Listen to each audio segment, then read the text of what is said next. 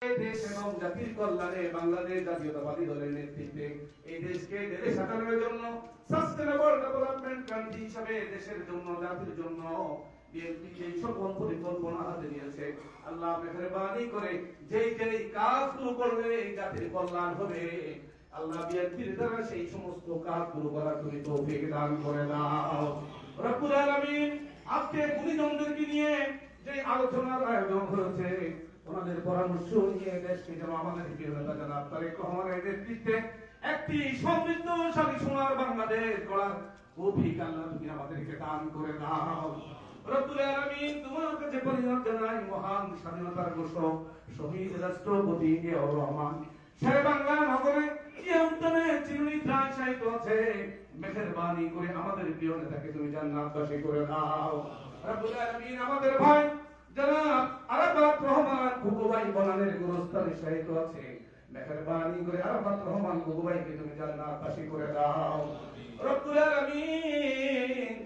বাংলাদেশের প্রায় 18 কোটি মানুষ যেই রমণীর জন্য, যে মায়ের জন্য চোখের পানি ছেড়ে ছেড়ে কান্দে গো আল্লাহ, মেহেরবানি করে গণতন্ত্রের মাতা দেশনেত্রী বেগম খালেদা জিয়া হাসপাতালের মধ্যে চিকিৎসাধীন রয়েছে, আমাদের মাঝে পরিপূর্ণ সুস্থ করে আবার দেশ এবং জাতির খ্যাতমত আঞ্জাম দেওয়ার তুমি তৌফিক দান করে দাও রব্বুল আলামিন। তোমার কাছে ফরিয়াদ, বাংলাদেশের এই ক্রান্তিকালে আমাদের সাংগঠনিক অভিভাবক শহীদ রাষ্ট্রপতি জিয়াউর রহমানের প্রতিচ্ছবি আল্লাহ জনাব তারেক রহমানের খুব প্রয়োজন।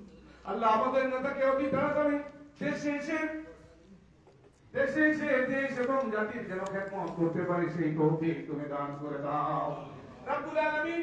মহান স্বাধীনতার যুদ্ধ থেকে শুরু করে কত জুলাই আগস্টের আন্দোলনে আয় আল্লাহ যারা জীবন দিয়েছে দেশের জন্য, মেহেরবানি করে তাদের সকলকে তুমি কবুল মঞ্জুর করে নাও রব্বুল আলামিন।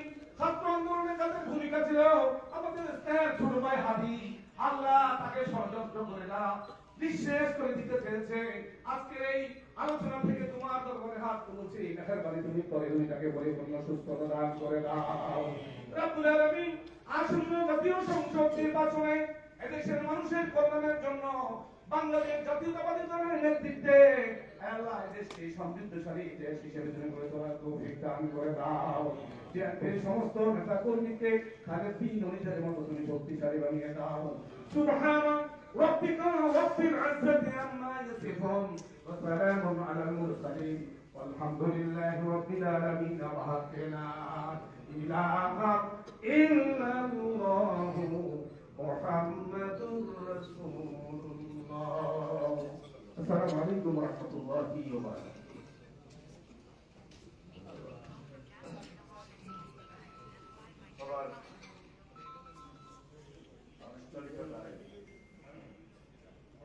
এখন আপনাদের সামনে আজকের এই আলোচনা সভায় কি নোট পেপার উপস্থাপন করার জন্য আমি বিনীতভাবে অনুরোধ করছি প্রফেসর ডক্টর বোরহানুদ্দিন খান, ঢাকা বিশ্ববিদ্যালয় আইন বিভাগের সাবেক ডিন জনাব ডক্টর বোরহানুদ্দিন খান, তাকে আমি